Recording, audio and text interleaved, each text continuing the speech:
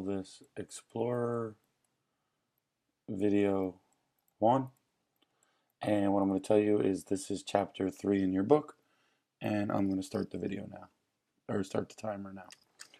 Alright, and chapter 3, section 1, Europeans explore the east. To the east, what we see here are traditional Eurasian trade routes. Notice they go from Rome, Athens, and Constantinople, and they go this way to try to get the sugar and the other items that they want. The Europeans travel this way. I love this. This is a map of what the quote-unquote known world looked like in 1492. Clearly not an accurate map, all right? So why all of a sudden did the Europeans explore? We went right from the Renaissance and Reformation to this. In the Crusades, during the Renaissance, during the Reformation, you've got refugees, people leaving their country because they don't want the religion, missionaries because they're going out to get more people for the religion. Kings need the money, all right? We'll talk about a lot of those. And let's be honest, why do people do almost anything? They either want to get rich or they want to get famous. Or die trying, son. Again, Renaissance, people became curious about the world. The cheat code for this unit, God, glory, gold, or God, gold, glory, God. Why did people explore? For gold. They wanted to get rich. Glory, they wanted to get famous. God, they wanted to spread their religion. The interesting question becomes the relationship or the ratio, or however you want to say it, between these three factors. Beginning in the 1400s, there's this desire, the three G's, the Italian and the Mideast traders have an advantage, especially in spice trade. So people are looking for a faster way to get to Asia. Again, new technology makes it happen. Renaissance makes it happen. And God makes it happen. The desire to spread Christianity, especially after the Reformation. I know. What else helped were all these new inventions as part of the rediscovery of ideas of the Renaissance, partly just timing that these navigational equipments became more readily available and more useful. We get a new types of ship called the caravel, and we also get some new weapons. Caravel is definitely a test question. All right. Caravel was a stronger, sturdier ship with triangular sails. It made it possible to sail against the wind. All right. The astrolabe was basically used to calculate latitude. Notice a trend here. And the compass was a Chinese invention. All right. Why do they want to go? Trade, trade, trade. People want to get wealthy. One of the ways to get wealthy is to trade. What do you want? Nutmeg. You want ginger. You want cinnamon. You want pepper. Pepper's a big one.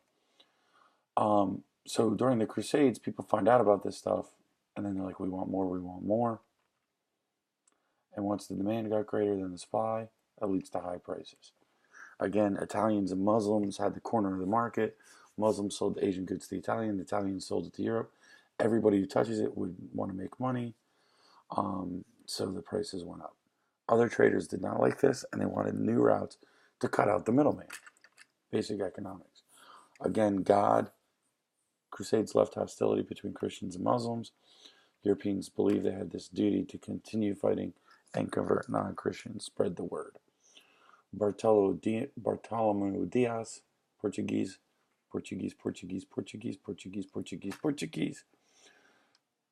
to serve God and His Majesty, to give light to those who are in the darkness, and to grow rich all men have a desire to do.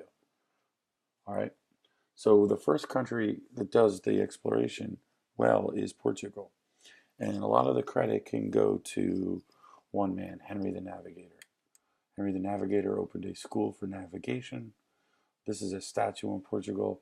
Here's Henry the Navigator, and all of these are Portuguese explorers or people associated with that. Notice 1, 2, 3, kind of symbolic of a caravel. He wears a hat.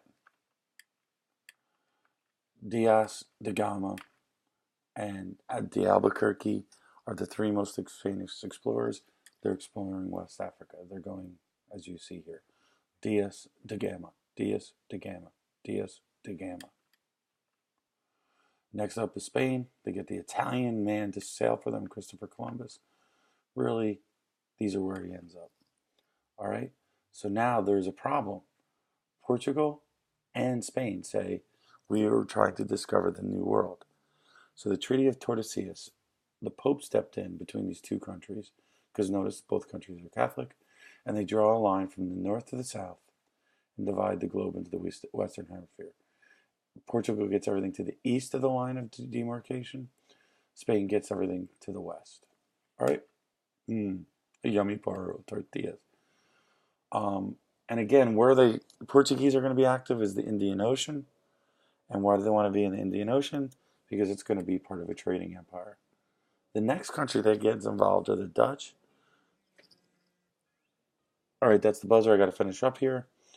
The Dutch and English are like the second and third countries to the party. So it goes Portugal, Spain, and they have a little rivalry. Then the Dutch and the English have a struggle. And again, they both form these East India companies, and they're both trying to trade with India. By 1700, the Dutch are winning it. Here you see all the Dutch trading empires by the 1700s.